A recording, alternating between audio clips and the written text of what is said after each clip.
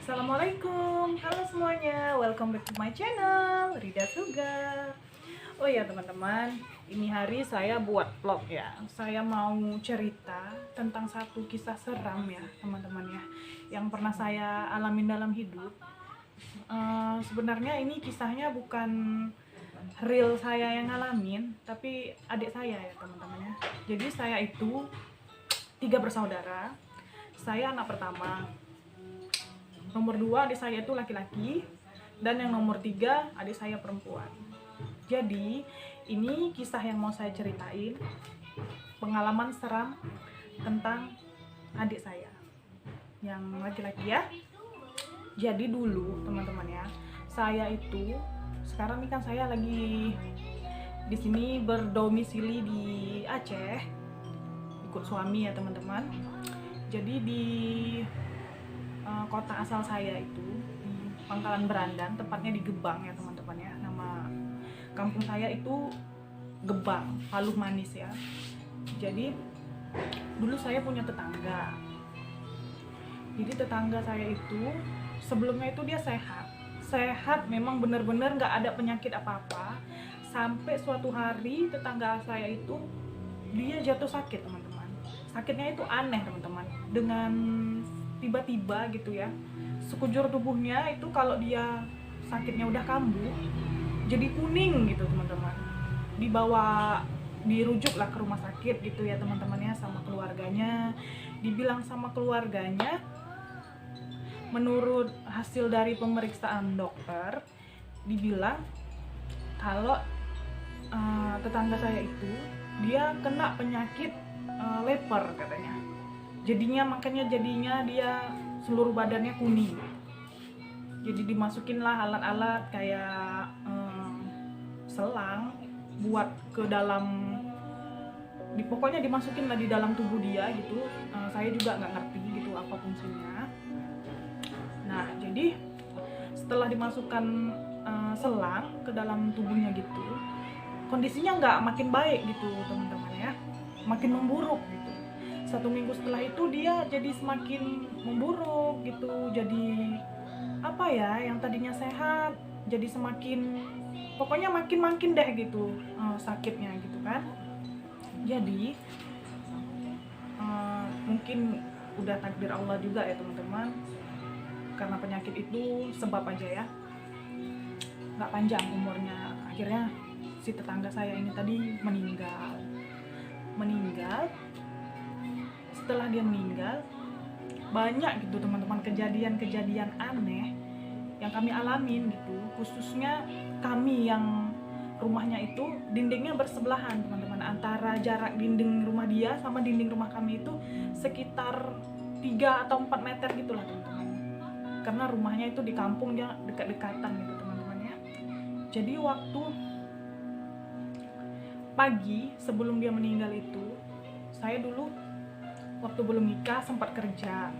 Jadi saya tuh berangkat kerjanya mulai jam 6 pagi gitu, karena saya dijemput gitu pakai mobil ya teman-teman ya, ada jemputan gitu kan. Jadi waktu saya lagi siap-siap itu sama mama saya, itu kayak ada suara.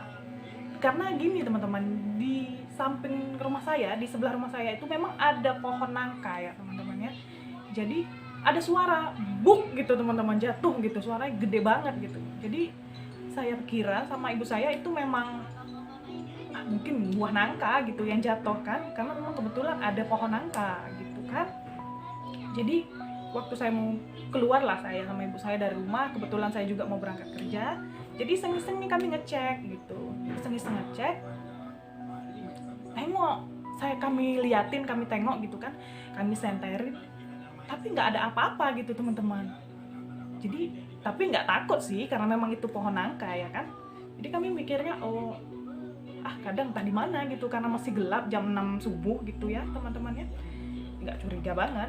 Jadi udahlah, nggak ketemu gitu apa bendanya, buah nangkanya juga nggak ada gitu di bawah. Udah saya lanjut aja pergi kerja. Rupanya setelah saya udah sampai di tempat kerja sekitar jam 9 pagi, saya dapat berita gitu bahwasanya tetangga saya itu tadi udah meninggal.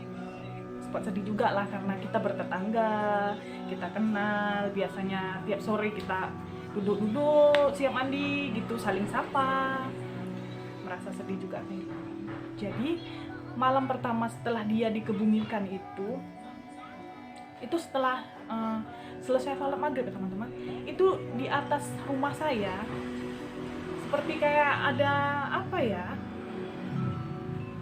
kayak burung gitu teman-teman, suaranya gitu, tapi saya nggak tahu itu burung atau apa, suara terbang gitu teman-teman. Habis itu kayaknya dia hinggap gitu di atas rumah saya, tapi waktu dicek juga nggak ada apa-apa teman-teman, cuman suara-suara aja gitu.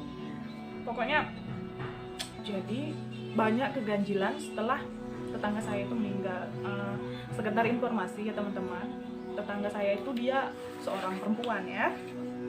Nah terus nggak lama dari situ adik saya yang cowok gitu teman-teman ya, sering digangguin gitu dalam tidurnya, antara tidur nggak tidur gitu, kayaknya ada yang nimpahin dia gitu, kayak ketindihan gitu katanya gitu. Jadi pernah suatu malam gitu kan, dia lagi tidur, dia posisinya tidur di depan TV teman-teman, bentang kasur lah dia di depan TV, pasang kelambu teman-teman. Ya namanya juga kita tinggalnya di kampung ya teman-teman ya, jadi tidurnya harus pakai kelambu kalau nggak banyak nyamuk teman-teman.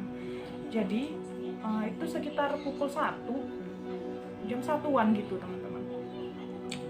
Jadi waktu dia lagi tidur, katanya baru aja mau menjamin mata, baru aja mau terlelap gitu, tiba-tiba katanya kelambu dia itu katanya kayak ada yang goyangin gitu teman-teman, kayak ada yang goyangin, terus dia kakinya terasa kebas gitu teman-teman, kesemutan gitu katanya teman-teman, sampai ke leher katanya, bulu kuduknya merinding, terus dari kaki mau naik ke pinggang gitu, rasanya dia itu merasa kesemutan teman-teman. Terus pas dia buka mata gitu, dia berusaha untuk sadar, untuk bangun, dia lihat ada pocong teman-teman di depan kelambunya dia. Saya dengar cerita dia gitu kan, saya merinding juga teman-teman, agak takut sih.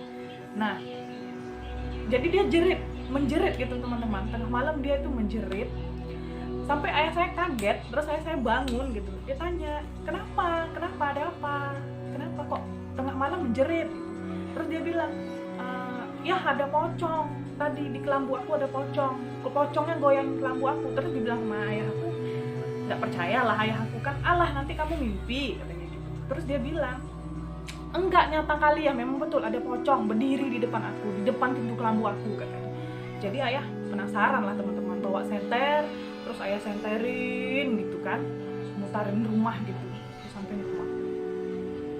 Terus ada teman-teman, nggak ada ketemu apa-apa. Dah lanjut ya teman-teman. Baru malam-malam berikutnya gitu juga teman-teman. Jadi saya di rumah saya yang di kampung saya sana, itu dapur ada jendelanya. Jadi dari jendela itu kebetulan malam itu jendelanya nggak dipasangin kain penutup, nggak pasang kain jendela gitu. Jadi gitu aja. Jadi adik saya lagi yang cowok yang ngalamin teman-teman. Jadi waktu dia mau ke kamar mandi, mau pipis katanya. Jadi kebetulan dia lihat jendela itu di dapur, posisinya pas di atas kompor. Di bawahnya tuh kompor kita masak-masak, atasnya jendela gitu maksud saya teman-teman ya. Waktu itu katanya ada muka teman-teman, dia kirain kucing warna putih katanya, dia kirain kucing lagi nempel di jendela, lagi lihat dia kayak gini teman-teman. Rupanya dia penasaran, semakin dilihat kok mukanya makin gede gitu teman-teman ya, makin gede dia liatin, semakin gede gitu. Nah teriak lagi deh adik saya, takut dia. Lah banyak banget teman-teman kejadian-kejadian kayak gitu ya. Kita bukan bilang kenapa ya, mungkin namanya juga orang udah meninggal gitu, mungkin nggak ada sangkut pautnya juga, cuman anehnya begitu teman-teman. Jadi saya juga punya tante saya itu juga rumahnya deketan sama tetangga kami yang udah meninggal itu. Dia juga gitu teman-teman, sering dengerin suara-suara aneh, padahal itu rumah tetangga kami itu yang udah meninggal itu udah kosong, anaknya, suaminya udah pulang kampung teman-teman. Kebetulan dia orang Aceh, jadi kampungnya di Aceh Aceh Utara ya teman-teman ya. Udah pulang kampung semua, jadi posisinya rumahnya itu kosong, tapi tiap malamnya tante saya tuh sering dengar suara kayak ada orang lagi masak, kayak orang lagi ngidupin kompor gas gitu, cetak cetek gitu pokoknya teman-teman suaranya gitu kan. Tahu lah teman-teman kan tahu lah ya, pokoknya gimana suara orang ngidupin kompor, suara mesin air yang nyala sendiri, kayak suara orang lagi mandi gitu di kamar mandi rumah tetangga kami itu teman-teman. Ya pokoknya banyak lah keganjilan sampai sekarang yang jadi misteri teman-teman. Suara buah nangka jatuh itu yang kalau pagi kita lihat nggak ada apa-apa, tapi suaranya tetap ada sampai sekarang teman-teman. Jadi waktu saya dulu melahirkan anak saya melahirkannya di sana kebetulan di kampung. Waktu anak saya bayi gitu, kamar saya itu bersebelahan sama dinding rumah tetangga saya yang udah meninggal itu. Yang anehnya teman-teman, ini yang anehnya teman-teman ya, anak saya itu nggak pernah mau teman-teman. Kalau kita ajak bobok di situ dia selalu nangis malam-malam, selalu gelisah, selalu nangis. Selalu ada suara bunyi kayak buah nangka jatuh, buk gitu. Tapi nggak ada bendanya teman-teman.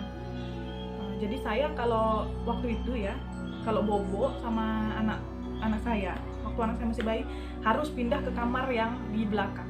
Kalau kamar yang di depan yang berseberangan sama rumah tetangga saya yang udah meninggal itu, anak saya nggak mau teman-teman. Dia nangis, mungkin ya namanya juga anak kecil ya, anak bayi, mungkin tahu gitu ya, mungkin dia bisa lihat gitu. Pokoknya masih banyak lah teman-teman keganjilan yang kami rasain sampai sekarang, itu sekali masih ada gangguannya, tapi nggak tahu itu kenapa ya teman-teman ya. Ya mudah-mudahan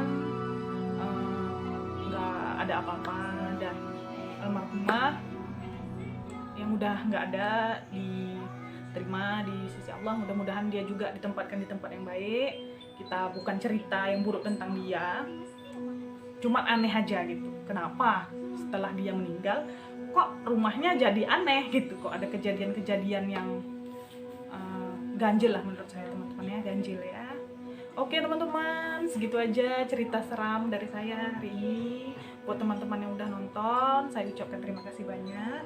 Tapi saya mau ngingetin lagi buat teman-teman, buat yang suka sama video saya, jangan lupa di subscribe, nyalakan tanda loncengnya untuk teman-teman. Kalau saya mengupload video baru akan mendapatkan notifikasinya. Jangan lupa di like, di komen, dan di share. Terima kasih banyak teman-teman. Assalamualaikum, bye bye.